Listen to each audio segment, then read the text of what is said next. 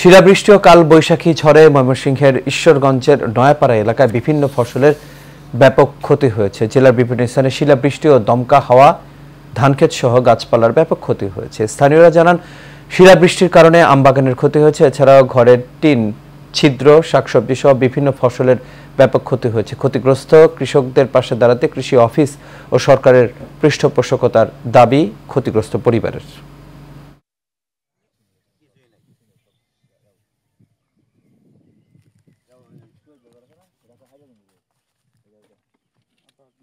ধানের কোনো ফসল নাই।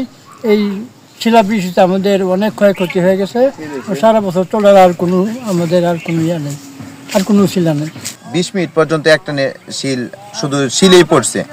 জ্বর আসছে কিন্তু কম, বৃষ্টিও কম পড়ছে, কিন্তু শিলেই একটানে 20 মিনিট পর্যন্ত শিল পড়ছে।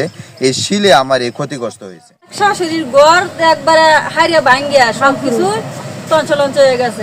যে আমার শাশুড়ি একটা ঘর বানবো, কোনো কিছু করার মতন ব্যবস্থা নাই।